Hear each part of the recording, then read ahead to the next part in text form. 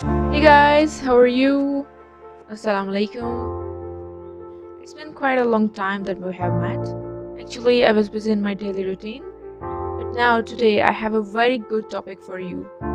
So guys, I'm gonna describe differences among DSM 4TR and DSM 5TR. So for this, you have to understand that what is DSM, and that is the Diagnostic and Statistical Manual of Mental Disorders. There have been a lot of editions of it, just like edition 1, 2, 3, 4th, and now the edition is 5th. So this edition is also tremendous, just like the other editions. Actually, the American Psychiatric Association's Diagnostic and Statistical Manual of Mental Disorders is a classification of mental disorders with associated criteria designed to facilitate more reliable diagnosis of these disorders. With successive editions over the past 60 years, it has become a standard reference for clinical practice in the mental health field, since a complete description of the underlying pathological process is not possible for most mental disorders. It is important to emphasize that the current diagnostic criteria are the best available description of how mental disorders are expressed and can be recognized by trained clinicians. DSM is intended to serve as a practical, functional, and flexible guide for organizing information that can aid in the accurate diagnosis and treatment of mental disorders. It is actually a tool for clinicians, an essential educational resource for students and practitioners, and a reference for researchers in the field. Although this edition of DSM was designed first and foremost to be a useful guide to clinical practice, as an official nomenclature, it must be applicable in a wide diversity of context.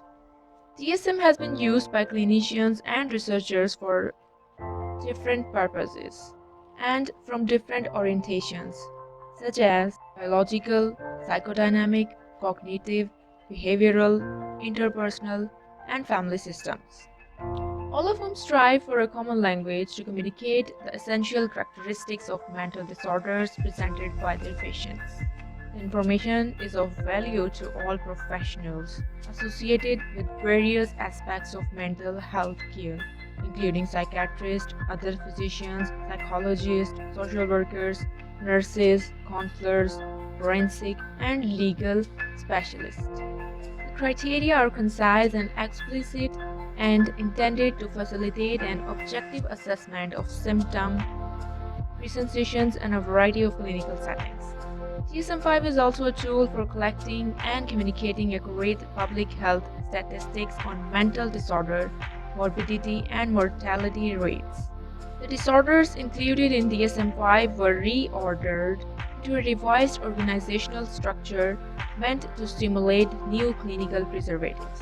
This new structure corresponds with the organizational arrangement of disorders planned for ICD-11 scheduled for release in 2015.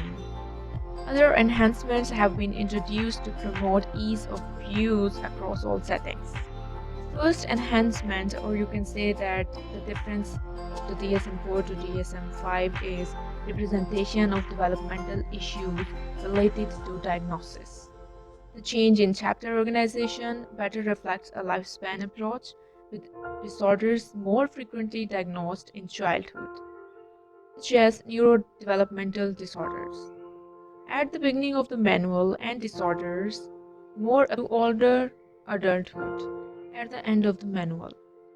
Also within the text, subheading on development and course provide descriptions of how disorder presentations may change across the lifespan. Age-related factors specific to diagnosis are also included in the text. This is integration of scientific findings from the latest research in genetics and neuroimaging. The revised chapter structure was informed by recent research in neuroscience and by emerging genetic linkages between diagnostic groups. Genetic and physiological risk factors prognostic indicators, and some putative diagnostic markers are highlighted in the text. This change is designed to improve the sensitivity and specificity of the criteria for the diagnosis of autism spectrum disorder and to identify more focused treatment. This new structure should improve clinicians' ability to identify diagnosis in a disorder spectrum based on common neurocircuitry, genetic vulnerability, and environmental exposures. Now, the third difference is consolidation of artistic disorder, Asperger's disorder, and pervasive developmental disorder into autism spectrum disorder. Symptoms of these disorders represent a single continuum of mild to severe impairments in the two domains of social communication and restrictive repetitive behaviors or interest rather than being distinct disorders. This change is designed to improve the sensitivity and specificity of the criteria for the diagnosis of autism spectrum disorder and to identify more focused treatment targets for the specific impairments identified. The next difference is streamlined classifications of bipolar and depressive disorders. Bipolar and depressive disorders are the most commonly diagnosed conditions in psychiatry. It was therefore important to streamline the presentation of these disorders to enhance both clinician and psychiatric use, rather than separating the definition of manic, hypomanic, and major depressive disorders from the definition of bipolar 1 disorder, bipolar 2 disorder, and major depressive disorder, as in the previous edition. This text includes all the component criteria within the respective criteria for each disorder. This approach will facilitate precise diagnosis and treatment of these important disorders. Likewise, the explanatory notes for differentiating bereavements and major depressive disorders will provide far greater clinical guidelines than was previously provided in the simple bereavement exclusion criteria. The new specifiers of anxious distress and mixed features are now fully described in the narrative on specific variations that accompanies the criteria for these disorders. Another difference is reconstructing of substance use disorders for consistency and clarity. The categories of substance abuse and substance dependence have been eliminated and replaced with. So, dependence has been easily confused with the term addiction, when in fact the tolerance and withdrawal that previously defined dependence are actually very normal responses to prescribed medications that affect the central nervous system and do not necessarily indicate the presence of an addiction. By revising and clarifying these criteria in DSM-5,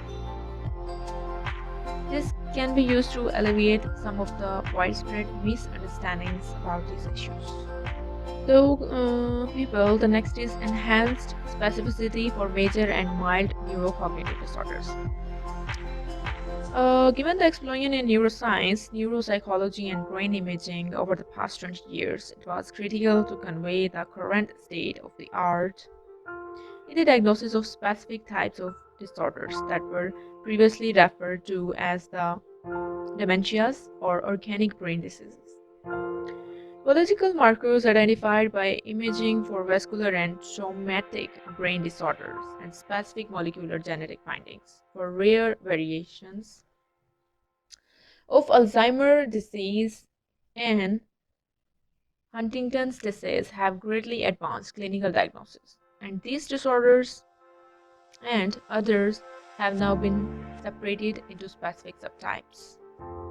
There have been almost 6 differences among the DSM, the previous DSMs and the now one. So here another is transition in conceptualizing personality disorder. It's all about personality disorders, and it says that although the benefits of a more dimensional approach to personality disorders have been identified in previous editions, the transition from a categorical diagnostic system of individual disorders to one based on the relative distribution of personality traits have not been widely accepted. In DSM-5, the categorical personality disorders are virtually unchanged from the previous edition. However, an alternative hybrid model has been proposed in section to guide further research that separates interpersonal functioning assessment and the expression of pathological personality traits for 6 specific disorders. They have also included section 3 named new disorders and features. This is a new section that has been added to highlight disorders that require further study but are not sufficiently well established to be a part of the official classification of mental disorders for clinical use. Another one is online enhancement. So DSM-5 features online supplemental information, additional cross-cutting, and diagnostic severity measures are available online. In addition, the cultural formulation interviews variant, and supplementary modules to the core cultural formulation interview are also included. And they have also given a site that is www.psychiatry.org/DSM5. So guys, these are the innovations that were designed DSM-5 TR. Hope you got an idea about these revisions or the additions, you can say. Now, if you want to read the DSM-5, you will have a specific, or you can say the clarify readings about this edition. Okay guys, now it's time to say Allah Hafiz, and we will also meet again inshallah with another video, and this time I will try not to take so much time as I take now. So guys, don't forget to like and subscribe to my channel. My best wishes are with you. Take care. Allah Hafiz.